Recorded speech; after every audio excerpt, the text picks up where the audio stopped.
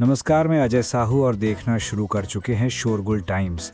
कहानी सीक्रेट अमीरजादा के इस एपिसोड में स्मिथ कहता है, मैं आहान से एक पुराना हिसाब बराबर करना चाहता हूँ। मेरा उससे फाइट करना बहुत ज़रूरी है। स्मिथ ने कहा। पुराना हिसाब? माइकल ने पूछा। हाँ, जब मुझे बिजनेस इन्वेस्टमेंट में सबसे ज़्यादा ज़रूरत थी तब आहान ने मेरी मदद नहीं की थी। अब मैं उसका बदला लेना चाहता हूँ और आहान को फिजिकली बहुत हर्ट करना चाहता हूँ। स्मिथ ने कहा। ओह, ऐसी बात है। उसने तुम्हारी मदद करने से मना किया था। डोंट वरी, मैं उसे तुम्हारे लिए छोड़ दूंगा। तुम उससे अपना बदला ले सकते हो, माइकल ने कहा। उसकी नज़र में आहान ऑलरेडी लूजर था। इसके बाद वो दोनों रेस्टिंग एरिया की तरफ चले गए। इस वक्त आहान भी रेस्टिंग एरिया की तरफ जा रहा था। उसे वहां पर जियान मिला। आहान को देखते ही जियान के एक्सप्रेशंस बदल गए और उसकी बॉडी किलिंग इंटेंट एमिट कर रही थी। आहान ने उसकी तरफ ज़्यादा ध्यान नहीं दिया और उसे इग्नोर करते हुए वहां से जाने लगा।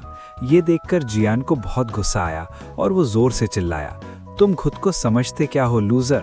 क्या आहान इस बात का कोई जवाब देगा या फिर वो उसे इग्नोर करके चला जाएगा? इस एपिसोड की शुरुआत कुछ इस तरह से होती है। चलिए जानते हैं इस एपिसोड में और नया क्या कुछ होता है। आहान अपनी फाइट में कोई अटैक नहीं करता, फिर भी जीत जाता है। रेफरी सबको समझाता है कि आहान फाइट कैसे जीता।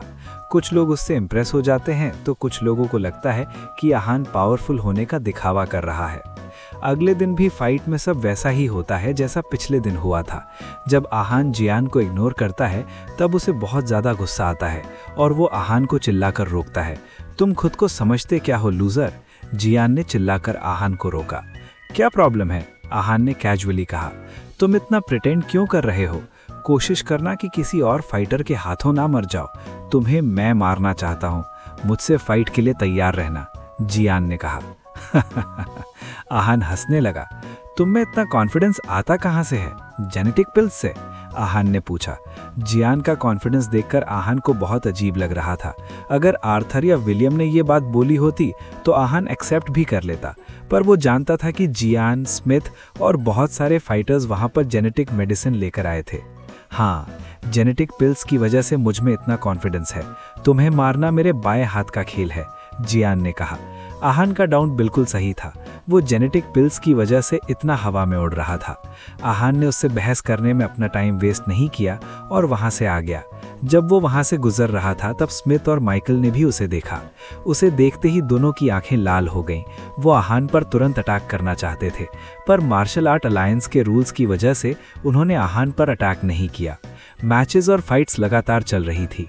अब स्टेज पर आने की बारी आहान की थी और आहान की अपोजिट माइकल था।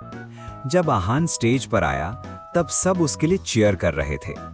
आज सब इस उम्मीद में थे कि आज उन्हें आहान के मूव्स देखने का मौका मिलेगा। A Indian Aahan Raizada, are you ready to die? Michael ने कहा। Who's going to kill me? You? With your powers you can't even injure me. Forget about killing. आहान ने कहा। Don't worry, I am not going to kill you. My friend Smith will do that. I will make sure I leave you in such a condition that you don't even think about martial arts from today onwards. Michael ने कहा। We'll see. आहान ने कहा। इतने provocation के बाद उसने सोच लिया था कि वो माइकल को अच्छा सबक सिखाएगा। उसका उसूल था, वो बिना बात के किसी से भिड़ता नहीं था, पर अगर कोई बार बार उसे प्रवोक करे तो वो उसे छोड़ता नहीं था। उसने तो किसी भी तरह से माइकल को ऑफेंड नहीं किया था, पर फिर भी वो बिना बात के उसे मारना चाहता था। उसे समझ नहीं आ रहा था कि ये लोग कंपटीशन जीतने आए हैं या फिर उसे मारने आए हैं। Okay, stop it now, referee ने कहा।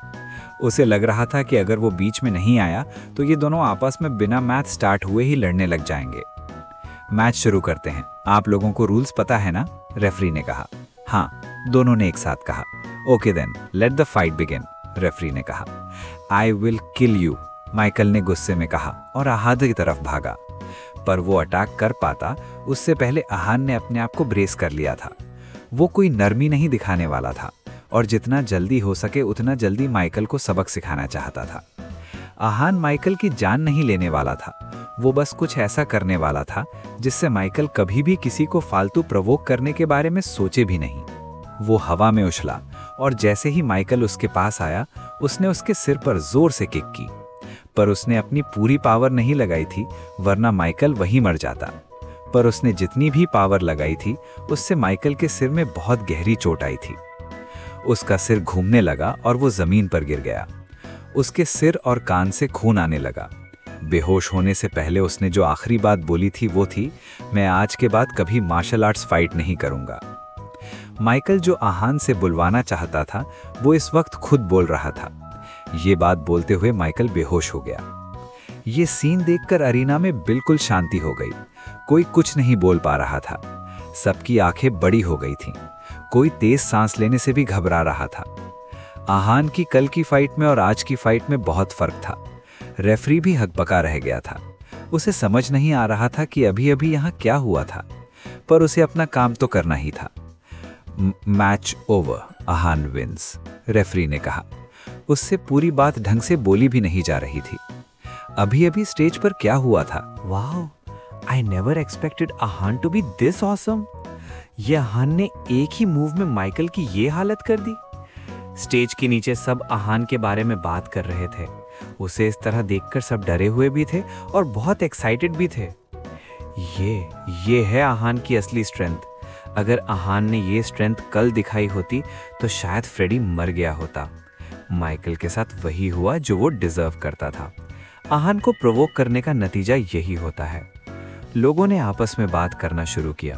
अब उन्हें समझ आ रहा था कि आहान को टॉप 16 में स्पॉट क्यों मिला था। अब सब उसके हाइप को समझ पा रहे थे।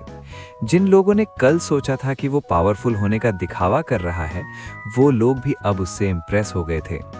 सूरज की रोशनी के नीचे आहान किसी फियर्स टाइगर से कम नहीं लग रहा था। उसका चेहरा शांत था। उसे देखकर कोई बता नहीं सकता था कि उसने अभी अभी एक फाइटर को एक ही मूव में हराया है। Good, very good. अगर तुम्हें आहान को प्रवोक करना ही था तो कम से कम पिल्स लेकर तो आते। उसके सामने टिकने की अगर ताकत नहीं थी तो उसे प्रवोक क्यों किया? प्रतीक ने कहा।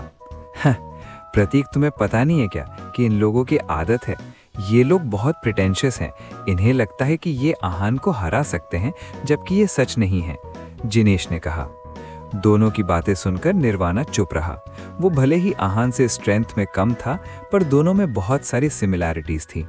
दोनों ही कम बोलते थे और अपने एक्शंस पे ज्यादा भरोसा रखते थे। मैच खत्म हो चुका था और आहान स्टेज से नीचे आ गया था। माइकल वहीं पर बेहोश पड़ा रहा। कुछ ही सेकंड्स में वहां पर अलायंस का स्टाफ और डॉक्टर्स आए और स्ट्रेचर पर माइकल को लिटाकर हॉस्पिटल ले गई।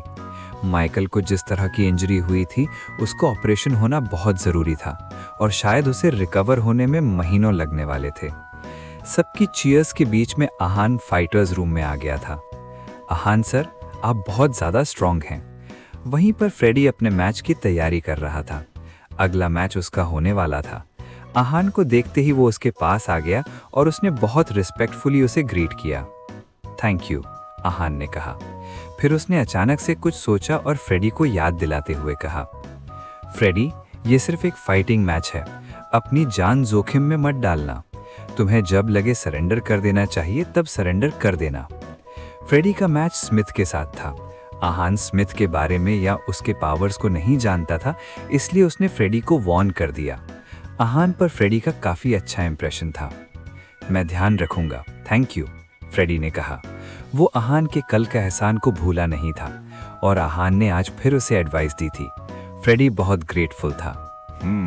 यू विल डू वेल, आहान ने कहा। दूसरे रूम में स्मिथ भी फाइट के लिए तैयार था, पर वो पहले जितना एरोगेंट नहीं था। वो और माइकल बहुत बार एक दूसरे से फाइट करते थे, इसलिए वो उसकी स्ट्रेंथ के बारे में जानता था। इसके अलावा उसने पिल्स भी ली थी, जिसकी वजह से उसकी स्ट्रेंथ इंप्रूव हुई थी, पर फिर भी वो आहान का एक मूव बर्दाश्त नहीं कर पाया था। इस वक्त स्मिथ ये सोच रहा था कि अगर माइकल आहान को घायल कर देता तो वो उसे आसानी से हरा सकता था, पर जैसा दोनों ने सोचा था वैसा कुछ नहीं हुआ था। स्मिथ आहान और माइकल के बीच की फाइट को एनालाइज करने लगा। वो आहान का लेवल जानना चाहता था। स्मिथ, अचानक से किसी ने आवाज लगाई। मास्टर, स्मिथ ने कहा। क्या हुआ? अभी जो हुआ तुम उससे बहुत अफेक्टेड लग रहे हो, सब ठीक है ना? मास्टर ने पूछा। मास्टर, मुझे यकीन नहीं हो रहा है कि माइकल एक ही मूव में जमीन पर गिर गया। उसकी पावर्स को आप और मैं तो अच्छे से जानते हैं ना? स्मिथ ने कहा। स्मिथ, जैसा मैंने सोचा था वैसा ही हुआ। इसमें हैरानी वाली कोई बात नहीं है, मास्टर ने कहा। मतलब? स्मिथ ने पूछा। माइकल ने शुरू से ही आहान को अंडर एस्टिमेट किया था। दोनों के लेवल में विजिबल डिफरेंस था, पर माइकल ने उसे इग्नोर कर दिया। दूसरा, आहान की स्पीड बहुत तेज है, इसलिए माइकल को कुछ समझ नहीं आया और वो भटक गया। अगर दूसरे तरीके से समझाऊं तो अगर माइकल शुरू से ही अपनी स्ट्रेंथ दिखाता तो वो इतनी आसानी से नहीं हारता। तुम इस बात का ध्यान रखना, स्मिथ के मास्टर ने उसे समझाया। ठीक है, मैं समझ गया, स्मिथ ने कहा और फाइट के लिए तैयार हुआ। जब स्मिथ स्टेज पर पहुंचा तो फ्रेडी पहले से वहां पर मौजूद था। फ्रेडी को अपने सामने देखकर उसे बहुत गुस्सा आया। उसने आहान और फ्रेडी को बहुत फ्रेंडली तरीके से बात करते देखा था। स्टेज पर गिरे खून की वजह से जो चिंगारी स्मिथ के मन में थी उसमें आग लग गई थी। उसकी बॉडी बहुत हैवी किलिंग इंटेंट एमिट कर रही थी। जैसे ही फ्रेडी ने स्मिथ को ग्रीट करने के लिए कुछ बोलना चाहा, स्मिथ चिल्लाया, "you are a dead meat." Freddie चुप हो गया और उसने आगे कुछ नहीं बोला। उसने मन में सोचा कि स्मिथ रिस्पेक्ट डिजर्व ही नहीं करता। The match is beginning officially, you know the rules, referee ने कहा। यस, स्मिथ ने कहा। फ्रेडी को आहान की बात याद थी और उसने स्मिथ का किलिंग और अभी फील कर लिया था, इसलिए वो सरेंडर करना चाहता था। पर इससे पहले कि वो कुछ बोल पाता, स्मिथ स्पीड से भागते हुए उसकी तरफ आया और उसकी छाती पर पंच किया। उसके तुरंत बाद उसने लगातार फ्रेडी को पंच करना शुरू किया। फ्रेडी जमीन पर गिर गया और उसके मुंह से खून निकलने लगा। मैं तो सरेंडर कर रहा था, फिर तुमने ऐसा क्यों किया? फ्रेडी ने अपनी आखिरी सांसें लेते हुए पूछा। और करो उस आहान से दोस्ती, तुम यही डिजर्व करते हो। देखा था मैंने तुम्हें मेरे दुश्मन से बात करते हुए, स्मिथ ने कहा। उसने आहान का सारा गुस्सा फ्रेडी पर निकाला था और उसकी जान ले ली थी। ये सुनकर सब चुप हो गए थे। ये मैच भी पिछले मैच जैसा ही था जिसमें एक ही मूव में मैच खत्म हो गया था। फर्क बस इतना था कि आहान ने किसी की जान नहीं ली थी और स्मिथ ने जान ले ली थी। आगे जानने के लिए बने रहिए हमारे चैनल शोरगुल टाइम्स के साथ। बस इसी के साथ ये एपिसोड समाप्त होता है। इस एपिसोड को आगे बढ़ाते हुए कल फिर मुलाकात होगी। आज के लिए बस इतना ही। अब कल तक के लिए इजाजत, नमस्कार, धन्यवाद।